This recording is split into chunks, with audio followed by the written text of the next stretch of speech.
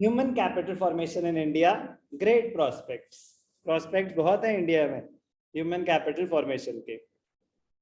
We have already learned that human capital formation is the outcome of investments in education, health, on-the-job training, migration, and information.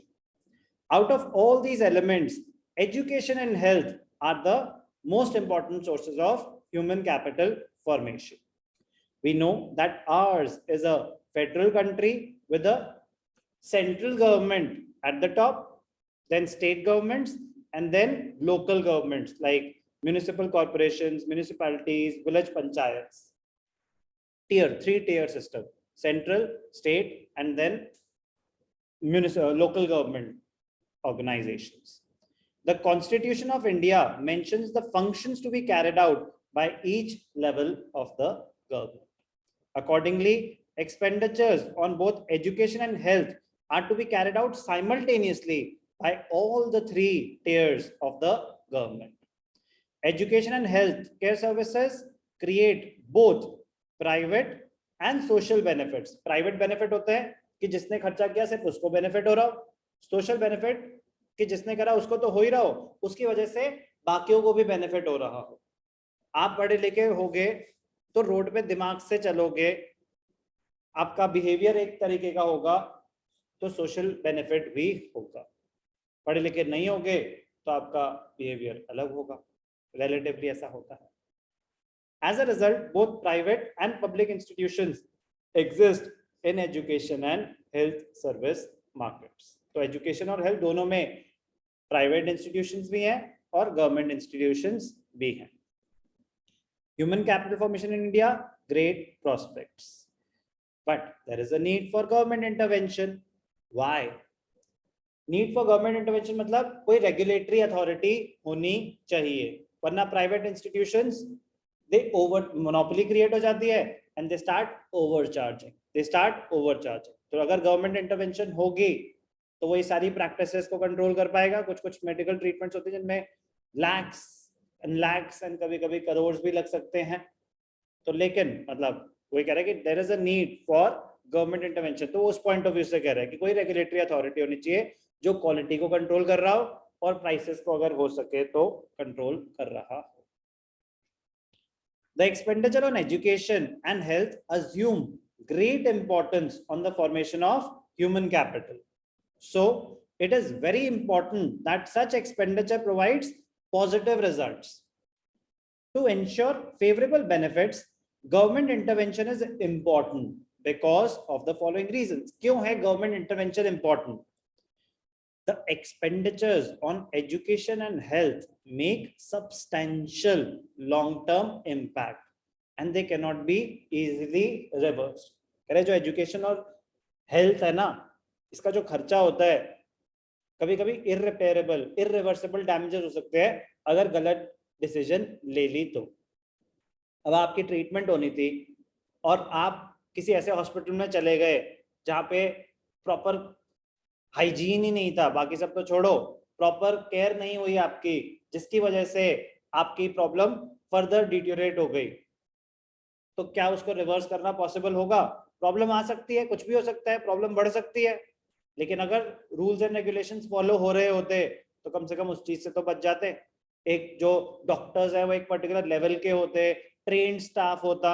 Yes और no? ऐसी education में है, गलत जगह अगर पढ़ने चले गए तो कितना टाइम वेस्ट हो जाएगा, इरिवर्सिबल डैमेज होगा. यस और नो? तो कह रहे कि एजुकेशन और हेल्थ बहुत मेजर इन्वेस्टमेंट्स होती हैं, तो सोच समझ के करनी चाहिए क्योंकि कभी कभी इरिवर्सिबल डैमेज हो सकता है. तो गवर्नमेंट इंटरवेंशन इसलिए जरूरी है कि गवर्नमेंट को क्वालिटी स्टैंडर्ड्स चेक करने चाहिए कि अगर वो हॉस्पिटल को लाइसेंस दे रहा है या कुछ भी अथॉरिटी दे रहा है, स्कूल के लाइसेंस, स्कूल बिना थोड़ी ना गवर्नमेंट के परमिशन के स्कूल खुल जाते होंगे, तो उनको देख तभी तो क्या होता है, बोर्ड इंस्पेक्शंस होती हैं, आते हैं बाहर से एक्सटर्नल एग्जामिनर्स चेक करने की जो टीचर्स हैं वो ट्रेंड है कि नहीं है, ठीक से पढ़ाई हो रही है कि नहीं हो रही. वरना कुछ स्कूल के वीडियोस देखने को मिलते हैं कि लोग पता नहीं पढ़ा पाते ठीक से, तो बच्चों का कितना ज्यादा नुकसान है, उनका तो पूरा फ्यूचर स्पॉइल हो जाएगा. यस और no? What I want to tell you is what we have at stake is very high.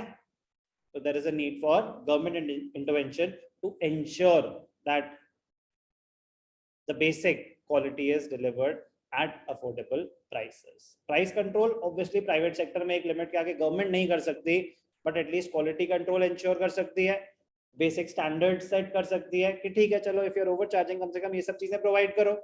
Yes or no? The expenditure on education and health makes substantial long-term impact and they cannot be easily reversed. For example, if a child is admitted to a school or a healthcare center and the required services are not provided in such institute, then substantial amount of damage would have been done before the decision is taken to shift him to a better institute or to another institute. अरे बहुत time waste हो चुका होगा, damage has already been done. Resources तो एक अलग बात है, वो resources suitable थे ही नहीं आपके लिए, बात समझ आ रही है? Resources तो जो वेस्ट हुए आपके लिए, आपका टाइम वेस्ट हुआ आपके, और टाइम तो छोड़ो, तो एजुकेशन में हो गई, चलो मेरे 2 साल बर्बाद हो गए, बट हेल्थ में तो इरिवर्सिबल डैमेज हो सकता है कि प्रॉब्लम इतनी बढ़ गई कि अब ये क्योरेबल ही नहीं हो, कुछ भी हो सकता है. Individual consumers of these services do not have the perfect knowledge, do not have complete information about the quality of services and their cost. They are affected by marketing, they are affected by advertisements, they do not have the complete information and knowledge about the services being offered. आप किसी बड़े hospital का नाम सुनते हैं, जरूर थोड़ी होता है कि आपको पता हो कि कौन डॉक्टर होगा, क्या होगा, स्टाफ आप जानते हो किसी को? नहीं, मेजॉरिटी ऑफ द केसेस में नहीं जानते, बस हॉस्पिटल का नाम सुना होता है, शायद लीड डॉक्टर का नाम सुना होता है, बट उनकी टीम तो बहुत बड़ी होती है. तो लेकिन अगर वो ट्रेंड नहीं होंगे तो प्रॉब्लम आ सकती है. You do not have the complete knowledge or the complete information. Therefore, it is very important for the government to ensure that the people delivering that service are highly qualified and trained and certified. तभी उन्होंने exam set करे थे कि अगर teacher बनना है तो आपको ये एग्जाम क्लियर करना पड़ेगा, डॉक्टर बनना है तो ये एग्जाम क्लियर करना पड़ेगा, वरना आपको डॉक्टर की डिग्री नहीं मिलेगी. ऐसे आता है गवर्नमेंट इंटरवेंशन. ओके, पूछ रहे हो या बता रहे हो? Thank you. कोई डाउट किसी को? The providers of education and health services may acquire monopoly power and may get involved in exploitation. तो फिर गवर्नमेंट इंश्योर करेगी कि एक्सप्लॉयटेशन ना होने दे. So the role of the government is important to ensure that the private providers of these services adhere, stick to the standards stipulated by the government and charge the correct price. For reference, just read Polio Free India. It was possible due to the government intervention. Government made it mandatory कि भैया जो भी बच्चा होगा polio drop लेनी ही पड़ेगी, option नहीं है. और फिर उन्होंने सर्विसेज भी प्रोवाइड करी कि काफी लोग घर आके पोलियो ड्रॉप्स देते थे. In the past, very less people were aware about polio and its vaccination, but due to the constant information provided by the government and various NGOs, India was declared a polio-free country by the World Health Organization in 2014, March 2014. लेकिन polio drops लेना अभी भी compulsory है. So government intervention is very, very important.